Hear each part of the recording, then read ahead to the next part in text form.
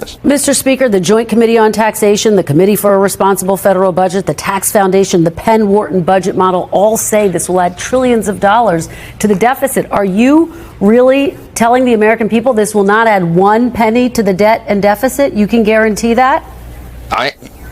I am telling you this is going to reduce the deficit. I mean, you cite some of these figures. Do you know what their economic growth projections are? The Committee for Responsible Budgeting, they're not even, I don't think they're assuming any economic growth. I mean, that's not realistic. A lot of these groups use what they call static scoring and not dynamic scoring. Dynamic scoring, in layman's terms, is reality. That we are going to spur on tremendous economic growth here. And so you're going to have a higher job participation number in the economy. You're going to have higher wages. You're going to have more jobs provided. And in addition to that, the president's extraordinary policies are producing great things for the country. The tariff policy that was so controversial in the beginning is having an extraordinary effect on the U.S. economy. It's going to bring more jobs and billions of dollars of investment, trillions of dollars of investment back to the U.S.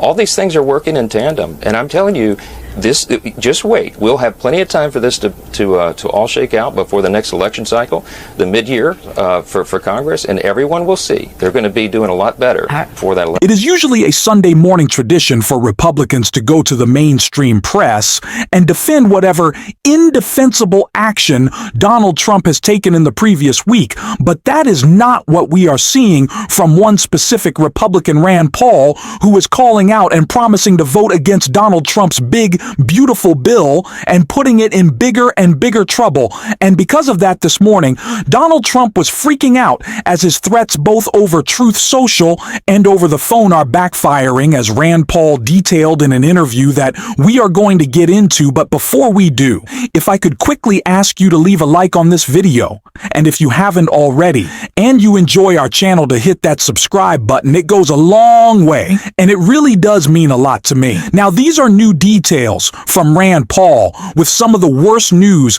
that Donald Trump could possibly be getting. But before we get into it, I want to start with the Republican trying to defend Donald Trump who really failed.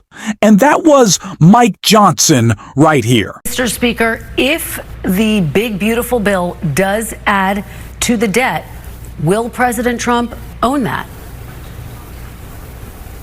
It's not going to add to the debt, but I can tell you that President Trump is laser focused on two primary things: delivering on his campaign promises and the America First agenda, which is what a record number of 77 million voters, popular votes, requested and demanded and gave us a mandate to do.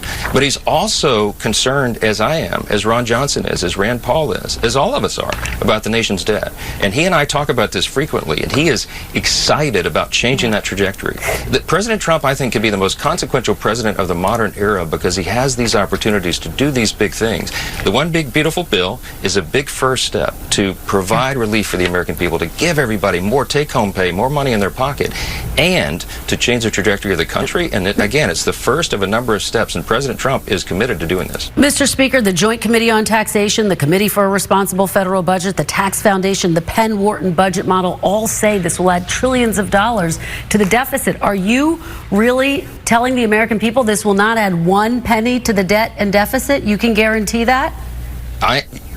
I am telling you this is going to reduce the deficit. I mean, you cite some of these figures. Do you know what their economic growth projections are? The Committee for Responsible Budgeting, they're not even, I don't think they're assuming any economic growth. I mean, that's not realistic. A lot of these groups use what they call static scoring and not dynamic scoring. Dynamic scoring, in layman's terms, is reality.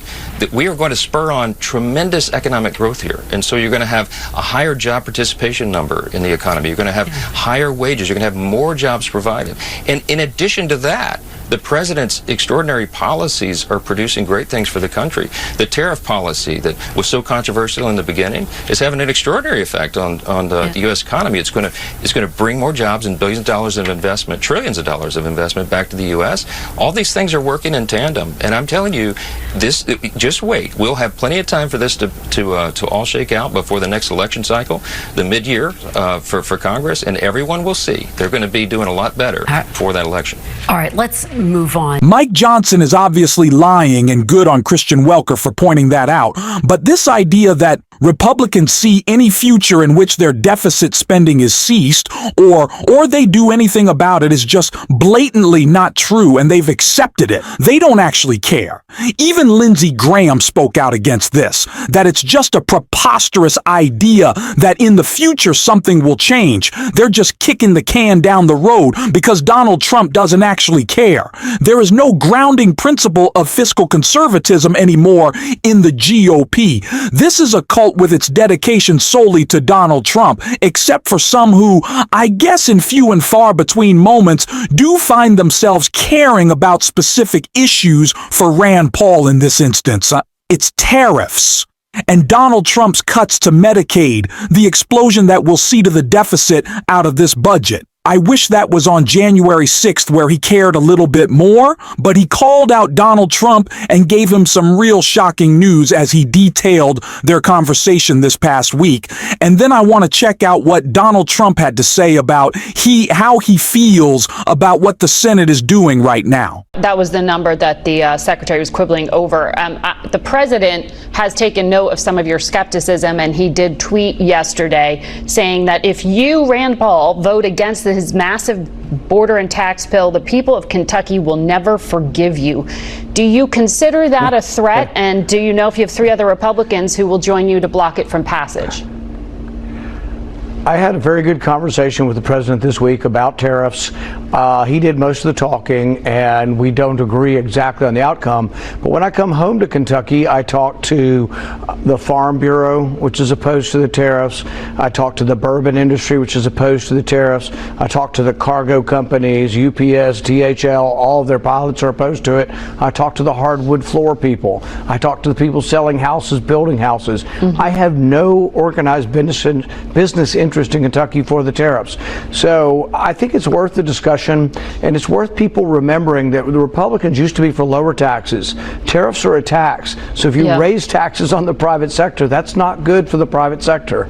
So last night we talked about the post that Donald Trump made in which he said that he would never forgive Rand Paul, and neither would the people of Kentucky for speaking out and calling out and voting against this bill. But it seems like it's not just the people of Kentucky. It seems like there's a lot of other Republicans whose constituents will be deeply and overwhelmingly affected by Donald Trump's cuts to Medicaid. Do you think Kentucky is a state that's sending federal funding tax dollars back to the U.S. government? No, it's not. It's not New York. It's not California. It's not Connecticut. It's not Massachusetts. These are states, Republican states, that rely on this funding. So you would probably be smart to vote against it, which is what Rand Paul is communicating. But clearly, Trump doesn't see it that way, because look what he posted about what he expects to happen out of the Senate. Trump wrote just a few hours ago, "Congratulations to all on a job well done. Proud of you. Hopefully the Senate will be there with you, Donald J. Trump, President." Yeah, well, it doesn't really actually seem like the Senate is going to be there with Donald Trump because, as Rand Paul said, even though Donald Trump is threatening him on Truth Social, calling him, and as he kind of politely put it, talking way more than Rand Paul did, probably screaming, I can assume, but the Senate isn't backing Donald Trump. You've seen Ron Johnson, of course, Rand, Paul, Lindsey Graham. These are people who have spoken out against the bill, and it's no surprise it's a terrible budget. And Raphael Warro, a senator who, of course, will be voting against it, detailed all of that right here. And this is what this legislation does that they're trying to do. They're going to throw poor people away. I believe in work. And I recently released a study in Georgia that shows that this work reporting requirement, because that's what we're talking about, not work requirements, work reporting requirements is very good at kicking people off of their health care. It's not good at incentivizing work at all. There's something wrong-headed about this kind of view of poor people, of working class people, that somehow they don't want to go to work. We have seen this failed experiment in Georgia. We've got over 500,000 people in Georgia who are in the health care coverage gap. They are largely the working poor. The governor has put a program in place. He calls it prosperity to coverage.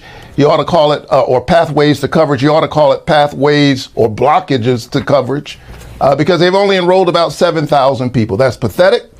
And the data clearly shows that if you want to get people to work, the way to do that is to provide them just basic health care so that they don't get sick. And what they're trying to do now is take this terrible experiment in Georgia, force it on the whole nation. And what we will see as a result of that is a workforce that is sicker and poorer and an economy that's weaker. And we should note, actually, that Georgia is the only state right now with work requirements. I want to move on to another aspect of this bill. The bill allocates nearly $150 billion towards border security and immigration. Under this second Trump administration, border crossings are at some of their lowest levels ever recorded. Given that most voters, senators, say that this is a top issue, do you support the measures in this bill that would strengthen the border and border security? Listen, I support strong borders, and we don't want to see people who are criminals, who are committing awful acts, allowed into our country. But what we need is common sense immigration laws in our country. What we are witnessing right now here in the state of Georgia, for example, a young college student who is doing well, has been here most of her life. She was accidentally picked up in a traffic stop. As it turns out, the police had it all wrong. They had the wrong person. But because of these draconian movements that we're seeing, this kind of singling out and othering people, this college student found herself in the grips of ICE. And now she's trying to navigate her way through the system. I don't believe that the people who voted for me and the people who voted for Donald Trump intended for this young woman, who is a bright young woman who's already contributing to our society, to be caught up in the clutches of our immigration system. This is the politics of fear and division and distraction, and it's because they know that their agenda, their economic agenda, is not working. And just yes or no, do you support the provisions that would strengthen border security, or are you a no on this entire bill? Just yes. Listen, I supported a bipartisan bill last year that would have strengthened our border. It was largely a bill focused on giving our Border Patrol the things that they needed, and the Republicans decided to kill it in order to put Donald Trump in office. All right. Let me talk to you now about the state of the Democratic Party. As you know, there's been a lot of focus on former President Biden, the state of his health in the waning days of the campaign. I want to read you a statement from one of former Vice President Kamala Harris's senior campaign advisors, David Plouffe. This is from the new book, Original Sin, which takes a look at Biden's 2024 campaign. Plouffe says, if Biden had decided in 2023 to drop out, we would have had a robust primary. Whitmer, Pritzker, Newsom, Buttigieg, Harris, and Klobuchar would have run. Warnock and Shapiro would have kicked the tires. Maybe Mark Cuban or a business person of some sort. 20% of governors and 30% of senators would have thought about it. We would have been eminently stronger. You were name checked there, Senator, so I have to give you a chance to respond. Would the Democratic Party have been stronger had President Biden dropped out of the race sooner or not run at all? Kristen, here's what we absolutely know about last year's election. It's over. And I'm going to spend all of my energy focused on the task in front of us. We are headed into a very critical week. The Republicans are trying to push forward this big, ugly bill that's going to literally cut as many as 7 million Americans off of their health care. It is a drag not only on their health care, it's a drag on the American economy. They want to cut some $290 billion out of SNAP. This is an unfunded mandate at a time when Donald Trump's tariff tax is literally raising the cost of groceries. And so I've got my sleeves rolled up, and in front of me is the American people, the people of Georgia, and doing. I wish MAGA could find a little spine in other instances. I don't know why we had to wait for a court to strike down Donald Trump's tariffs when the tax that is imposed by those tariffs on America is actually the job of Congress, shouldn't be done by the president, and has been detrimental to our economy. And we're letting a madman with cognitive decline run the economy in the ground. I don't know why we had to wait to get a little backbone, Senate Republicans, and maybe start to speak out against Donald Trump. But hopefully this comes to fruition, because the damage that will be done by this bill, as stated by Ron Johnson, the insurrection guy, will last for generations. We got to keep fighting back, calling him out. We're doing so on this show. And if you want to support that, as always, you can hit that subscribe button, leave a like on this video, and if you stuck around to the end, drop a blue heart in the comments, and until next time, I'll see you soon.